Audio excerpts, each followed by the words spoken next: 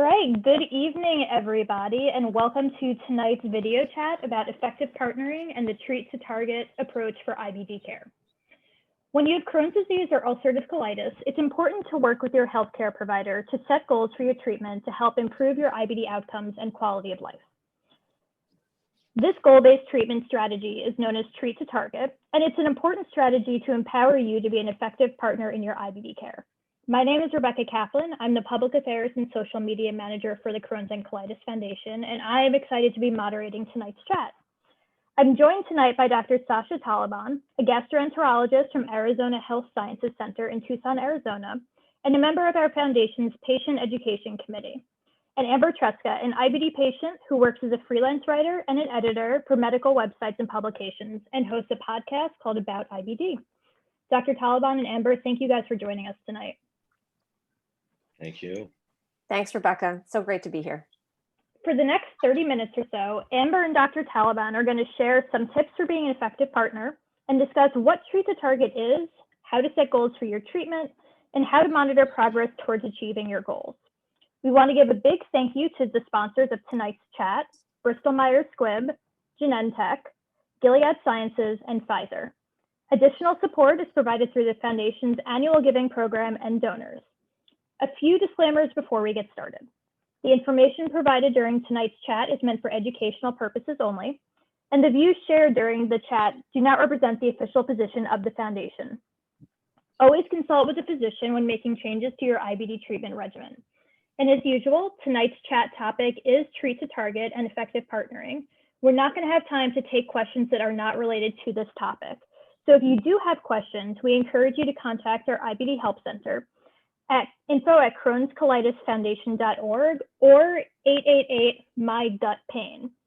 And we want this to be interactive. So if you are watching, comment below, say hi, let us know who you are and where you're from, and whether you're a patient or a caregiver. And with all that out of the way, let's get started. So Amber and Dr. Taleban, what does it mean to you for a patient to be an effective partner in their care? Yeah, so I'll say from the patient side of things, I think it has a lot to do with the patients and their comfort level on being an effective partner, because I know that some people like to take a really expanded role, and then other people tend to like more guidance when they're making decisions. And so I think the key is that patients need to sort of decide what it is that they're looking for from their team. And then also to make sure that they communicate that just right from the very beginning. And then after that, I think patients should look to their providers to help them become more educated, because not everybody learns in the same way. So what works for one patient isn't going to work for another one. So it might help to, give your team a little, maybe ask some questions about what kind of materials are available to you, what do they recommend, videos, reading, that type of thing. And then I think once everyone has sort of figured out what their roles are in here and what everyone expects from one another, then you kind of, you've built the foundation for your relationship, and then you can really get started on making these decisions together about your treatments. I think I agree with a lot of what Amber said. I think that really the foundation of any good partnership is communication. And to be able to effectively communicate, you need to build trust. And with a chronic disease, typically this requires multiple visits. And that's not always possible, but I think there are other ways to build trust. And there are multiple ways to communicate. I think that some patients are able to ask pertinent questions. Sometimes I think it's up to the provider to actually bring up questions that the patient may not ask, and ensure that the patient is aware of exactly why things are being done and what the goals are. And so I do think it goes both ways. I don't think it just falls on a patient or a provider. And I think that we have to realize the limits that exist in that relationship, and try to sometimes make up for what those limits are.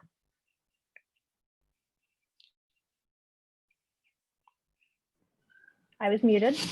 Some patients have shared with us that when they go for a visit, their doctor may just switch their medication without their input or understanding. Dr. Taleban, what advice do you have for patients who want to play a more active role in partnering with their providers to help make those decisions together?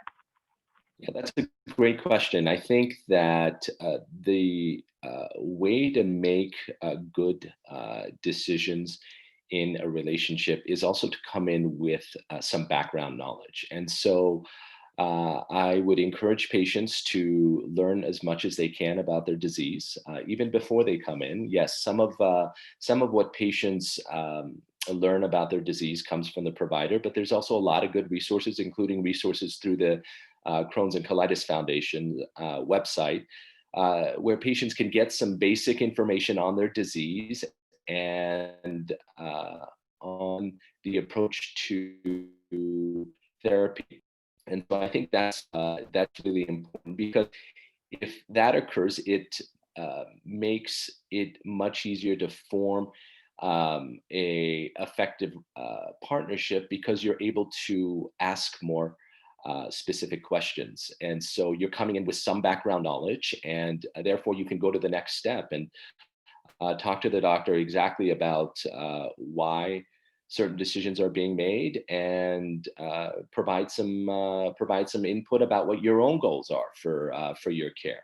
And so I think it's important for patients to come in with some background knowledge, speak up, perhaps bring an advocate with you, or at least bring some questions with you when you're coming to that visit, so you don't forget to ask some of the important things that maybe you were thinking about. You're going to get a lot of information at that visit, and you don't want to walk out of there not asking those questions that are most important to you. That's some really great advice. So Amber, I think this is a perfect question for you, knowing you personally and professionally. What are some tips that you have for patients who are uncomfortable speaking up about what they want to get out of treatment? So what's so funny about this question, Rebecca, too, is that I was not always an educated or a patient that really made my needs clear. My husband and I were just talking about this the other day. I actually interviewed him for my next podcast episode.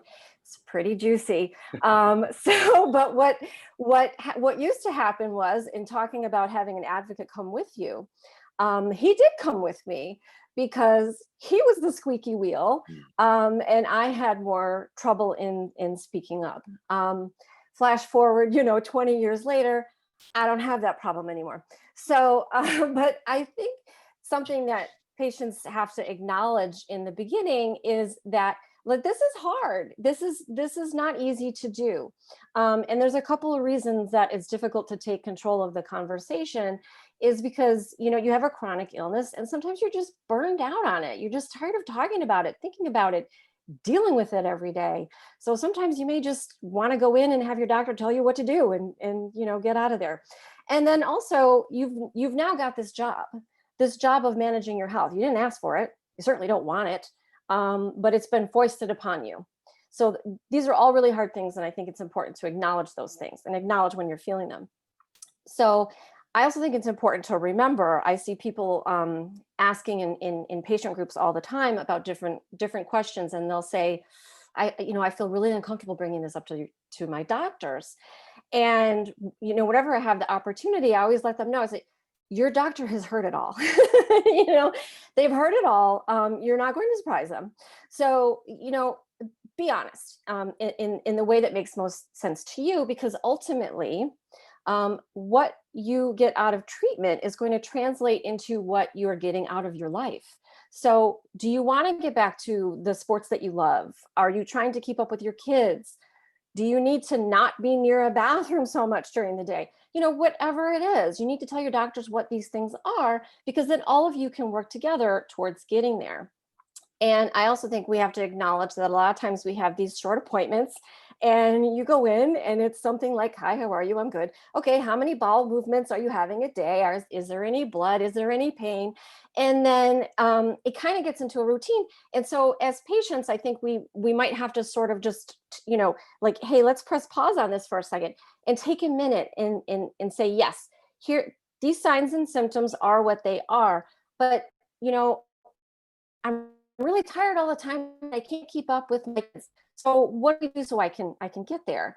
So, and I think there's a couple of things that patients can do to help themselves. I think patient portals are wonderful to get some questions answered in between appointments, or maybe even if you're like me, you like to set up an agenda, next time we get together, these are the things I want to hit on. Even bringing a list of questions on paper. I used to have a notebook, or just on your phone, because you can forget to get everything addressed. And sometimes you can't get everything addressed in that appointment. So when you're making up the follow, okay, next time we're going to talk about why I can't get a decent night's sleep. Maybe, this appointment, we're going to talk about how do we stop this diarrhea from happening? So, and then I think it's important to remember that ultimately what everybody is going to want is shared decision-making. And you need to treat the entire process like that. So you want to know what all of your options are. And then you also want to be able to have input on the next steps. And you want to work together to get there. So Dr. Taleban, there's an emerging strategy known as TreattoTarget to help patients and providers effectively partner together. Can you share with us a little bit about what this strategy is and how it works? Absolutely. I think that in order to really understand TreattoTarget, let's maybe talk about how things used to be done. So typically, in the past, patients would come in with ulcerative colitis and Crohn's disease, and we had a few medical options, not a lot. In fact, more than 20 years ago, we had many fewer options, especially for moderate to severe disease, than we do now. And the goal for that encounter was to treat the patient's symptoms, make sure that they felt better, and really not consider a whole lot else. Because frankly, we didn't know as much about these diseases, and we didn't have the tools to treat them. And so over time, I think we've come to understand that we need to think beyond just the present. We need to look and determine what the risk of complications from disease are, what the patient's goals for themselves are, whether patients are having manifestations outside of the gut, whether there are specific circumstances that the patient is particularly concerned about, like pregnancy, and really try to capture all of these different individual circumstances of patients in order to make a good decision. And so this term TreattoTarget has emerged, and this target may be different for every patient. So, but the target is something that may be as simple as improving joint pain from their disease, or decreasing their diarrhea, or getting them off steroids, or more commonly mucosal healing, which I think we'll speak more about here. And so those targets are there, and as patient being treated, I think there's intermittent mediators that can be evaluated to ensure that the patient is reaching those targets. Those may include labs, that may include endoscopy or imaging. And I think at the same time, the important thing here is to understand that that target also may change over time in that same patient. And so the patient may lose their insurance. The patient may develop extraintestinal manifestations. They may develop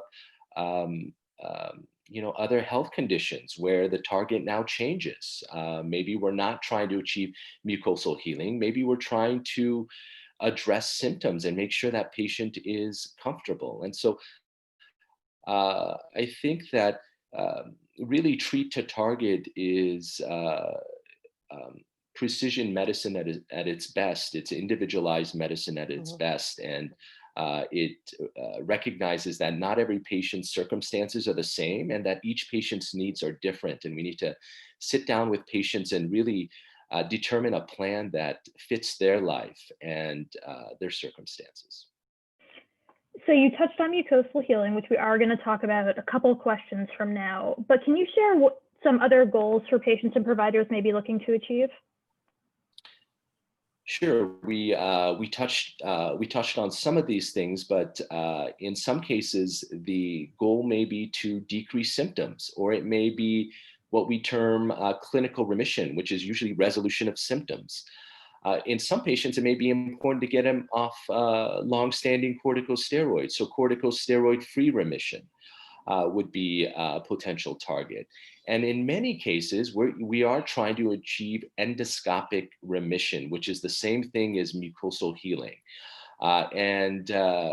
As a field, we also may be approaching histologic healing, which is the step beyond endoscopic healing. So when we take biopsies in the intestine, those biopsies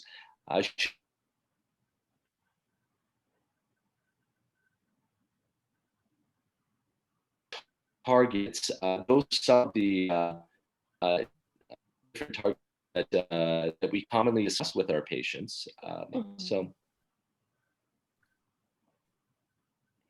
Great. So Amber, can you share with us what some of your own personal goals are for treatment? And how did you approach setting these goals with your healthcare provider? Yeah, I'd be happy to.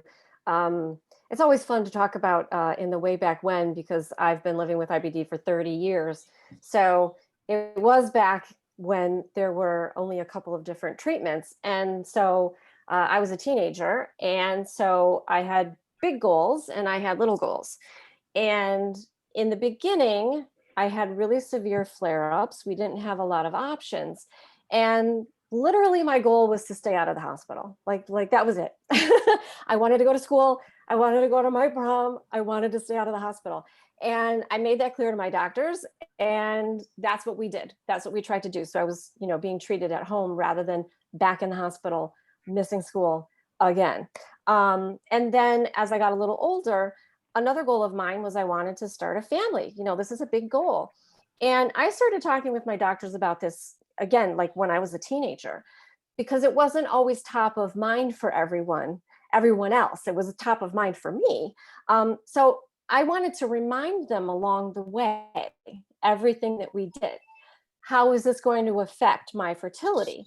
So all through my treatments, and then with my surgeries, because I had 2 surgeries to create a J pouch, I made sure that everyone that was involved in my care understood that I wanted to preserve my fertility. It was important to me. And so we definitely made decisions around that. And then more recently, when I needed to change therapies, it was really important to me that I be able to self-administer at home. So I let them know that, I have 2 school-age children, and trying to figure out how to get to an infusion center, I just didn't know how I was going to make that work for my life. So I made it clear. And then we made decisions and we thought about, okay, here's what I need for my life and my lifestyle, and because I'm a primary caregiver. And then here are the things that are going to help my IBD. And where do we get to where these things overlap? And let's make the decisions around that. So it was, it can be hard. And sometimes I feel like I'm making my team sort of do backflips and go back to the drawing board. But you know what? There are lots of choices. And ultimately, I know that I had to speak up because it's my life, it's my body, it's my treatment, it's my family. So I needed to make my goals known. Otherwise, they're not mind readers. There's no way that they're going to know. And then once I let them know what it was like, okay, all right, now we know what the path is, and let's start going down the path. And that's what we did.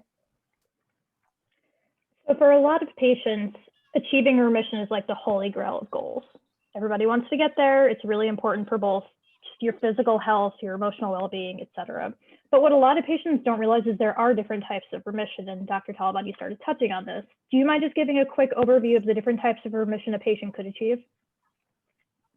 Sure. Let's actually talk about remission in the order of perhaps clinical outcome. symptoms, right? So the types of remission that lead to best clinical outcomes are endoscopic remission and histologic remission. So those types of remission are associated with decreased need for corticosteroids in the future, decreased risk of surgery, and Amber brought up hospitalization, decreased risk of hospitalization. And so that is really right now the gold standard for healing. There are other types of remission that we shoot for as well. I talked about corticosteroid-free remission, which means ensuring that you're off of prednisone and other corticosteroids. And so that would be sort of the next step down. So if you're not able to achieve endoscopic or histologic remission, then the next goal, I think, would be to try to achieve steroid-free remission. And I think beyond that, you're trying to achieve clinical remission, which is resolution of symptoms. And again, in these patients, you may not be able to get them off steroids completely. You may not be able to achieve mucosal healing. And then I think the last type of remission that we talk about, it's not really remission, it's really a clinical response. So these patients have an improvement in their symptoms, but they don't have resolution in the symptoms that they have.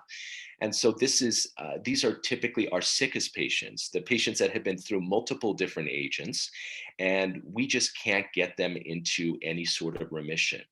Now, a lot of people will also discuss deep remission with their provider. And deep remission is basically a combination of endoscopic and clinical remission. So no symptoms and endoscopic healing. So those are the different types of remission. And I think it's important to realize that as we've alluded to before, the type of remission that you shoot for, your target, is going to be different based on your age, based on your other medical illnesses, based on your desire to improve your quality of life in some way, based on your desire to get pregnant, and based on, again, whether you have manifestations outside of the gut, like joint pain or certain skin conditions that may be treated better with some agents versus others. And so there are different factors that we need to consider when we're trying to decide on the best possible target for our patients. So has research shown that it's possible to achieve mucosal healing as a goal? I think that research has shown that it's possible to achieve mucosal healing. As we talked about, in some patients with more advanced disease, mucosal healing isn't always achievable. I think compared to where we were, though, 20, 30 years ago, we have a better shot at achieving mucosal healing because we have now therapies that have several different mechanisms of action. We're not reliant on one or two therapies. And therefore, while one therapy may not be effective for a certain patient, another therapy may be effective in that case. And there are different ways that we can determine that. So yes, mucosal healing is definitely possible. And I think now we have more tools in our armamentarium to try to achieve remission. Great. So Dr. Taleban, how do providers measure or track that patients are progressing toward their goals? Are there specific tests that patients should ask their doctor about? Yeah, that's a really good question. We've talked about the target, but we haven't talked about how to get there beyond medical treatment. I think that with a lot of our biologic agents, we can evaluate the levels of the drug in our system. Do we have too much drug? Is there not enough drug? Which is often what we're really aiming to determine. Is the patient rejecting the drug? Should we be switching to another agent because the patient has formed antibodies to the drug? I think after you've determined that the level of the drug is appropriate in the system, I think the next question is those intermediate mediators that we talked about before. There are different biomarkers that we can follow. There are both serum biomarkers like C-reactive protein, or fecal biomarkers like fecal calprotectin. Fecal lactoferrin is another one that's used. In some of our patients, it's important to follow their disease with imaging. Perhaps those patients with small bowel disease, mid-small bowel disease is often difficult to get to via our colonoscopies and endoscopic procedures. And the labs that we have to measure inflammation often are not as accurate for patients who have small bowel disease. So imaging becomes very important. Along with imaging to evaluate patients with small bowel disease, we might use the wireless capsule endoscopy, which is a capsule that we drop that goes through the GI system and takes a lot of pictures.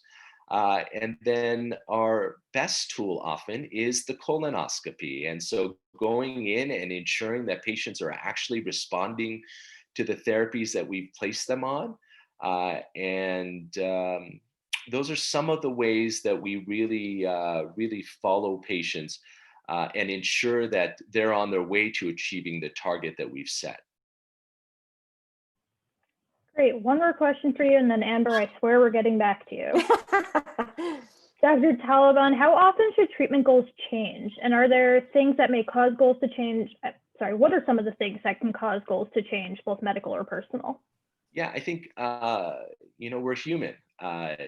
Things happen in our life, and we've got to be able to adapt to circumstances, both as certainly as providers, and we have to as patients.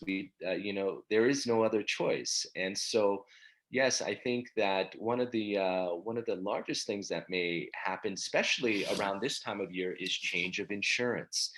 And so often what happens is that from year to year, medical insurances cover certain drugs differently. And so while a patient may have been on a drug for several years, and we're running into this more and more these days, at a specific dose, the insurance company may come back and say, hey, listen, this dose, this medication at this dose is no longer covered for this patient. And so you want to be able to adapt. You're fighting for your patients. You want to ensure that they're on the appropriate therapies, and that really decisions are being made by clinical providers based on evidence.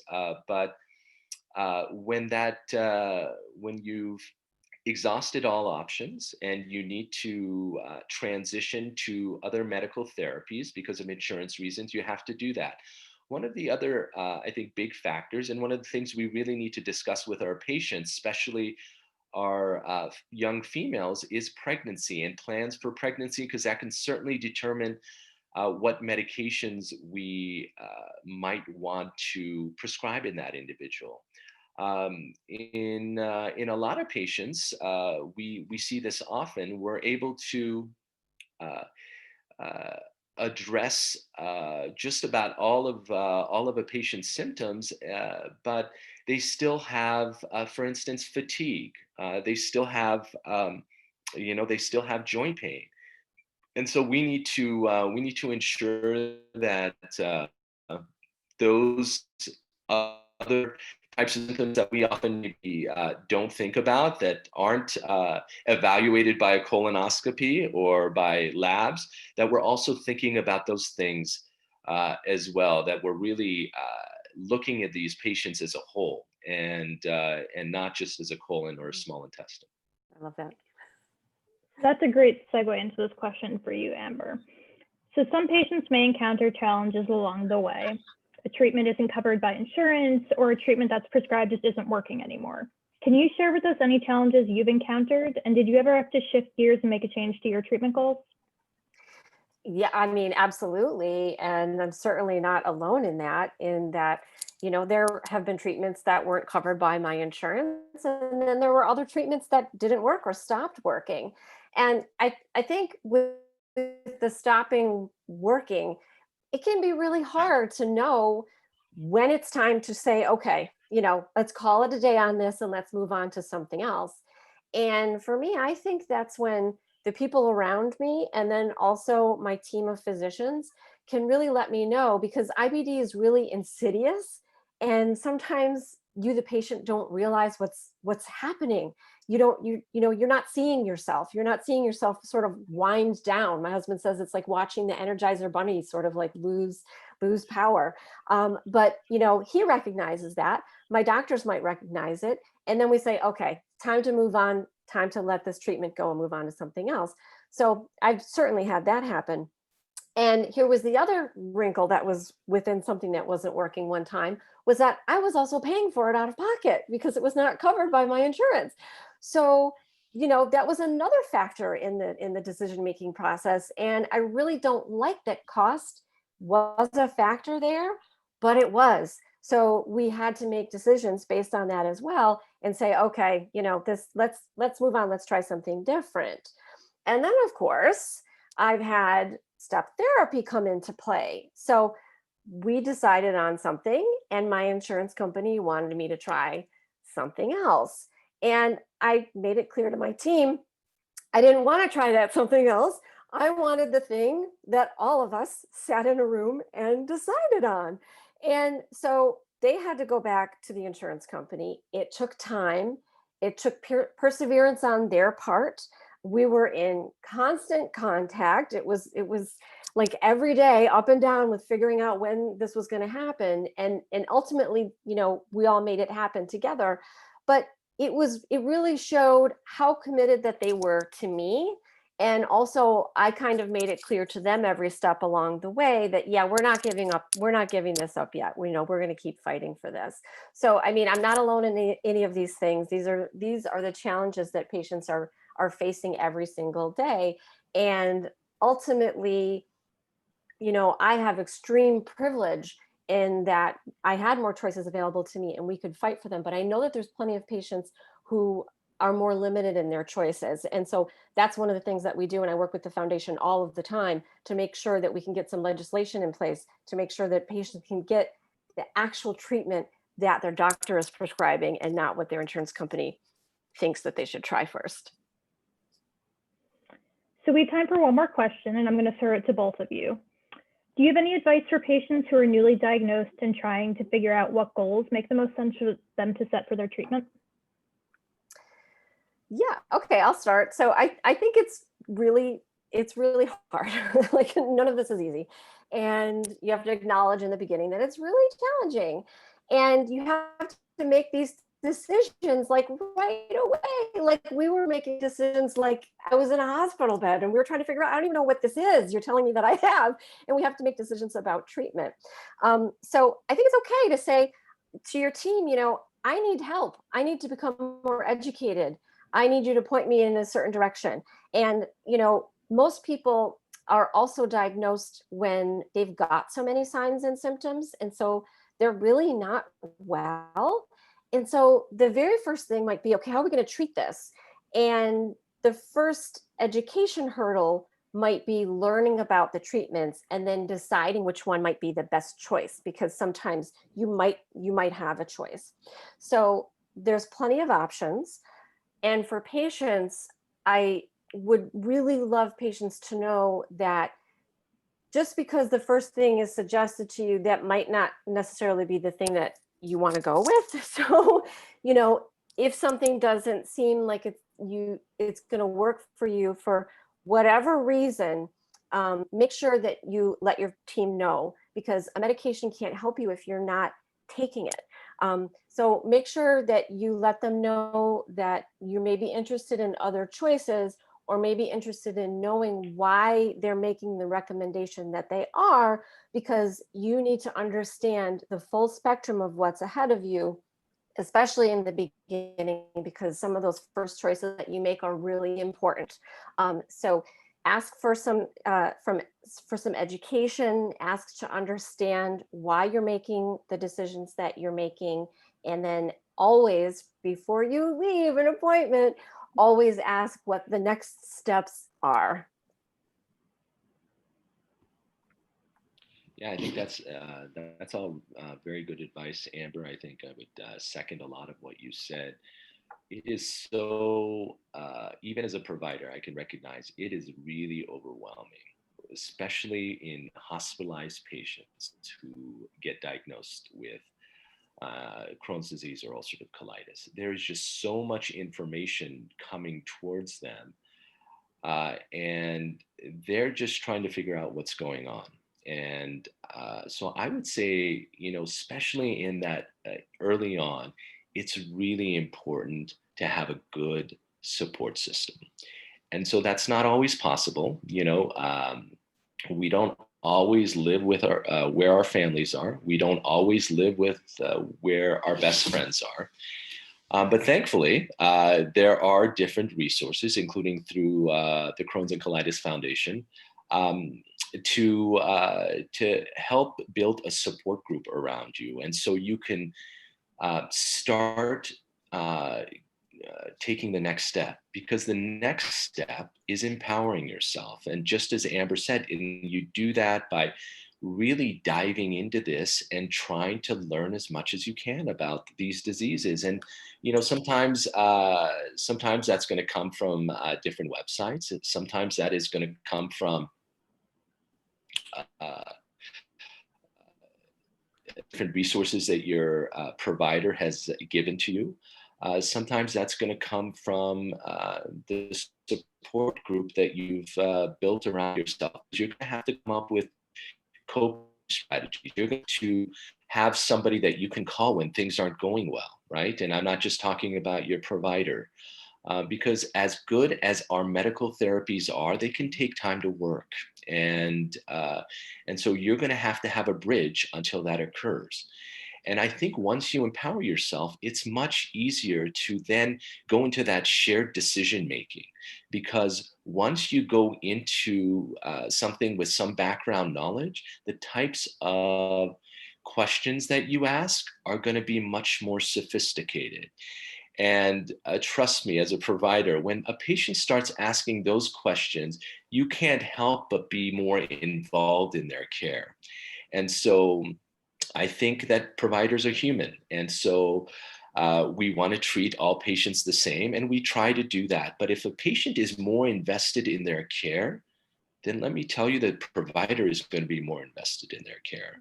And so, and I understand there are some limits for a lot of our patients in how much they can, how much they can take in when they're really sick. How much can they really understand about their disease? And so I just think that it's so important to have a good group of folks around you, and they don't have to be always physically there. They may be an email away. They may be a phone call away. They may be a message away, but form that group around you, especially when you're not doing well, and especially there at the beginning, when you need as much support as possible to take the next necessary steps. Well, that's all the time we have for tonight's chat. Thank you for joining us to watch. Big thanks to Dr. Taleban and Amber for taking the time to chat with us tonight and for your commitment to the IBD community. Do either of you have anything else you want to add? Not in particular, although it's funny, Rebecca, because I was getting ready for this tonight, and in the pandemic here, where it's usually like a ponytail and a t-shirt, right? So brush my teeth, put on my makeup, put makeup on like below the mask, because lately it's been like eyeliner and that's about it. And you know what I did? I put on perfume. I was like full get ready mode. I'm so ready to go back to like seeing people in person and going to conferences and everything. So like I smell really good right now. So I want you to know that. Well, I hope the people who watched felt that good too. Yeah. I know I did. Well, if you had questions, that was great. Well, if you are out there and you had questions that weren't answered tonight, again, I encourage you to contact our IBD Help Center at info@crohnscolitisfoundation.org or 888-694-8872. Have a great night, everybody.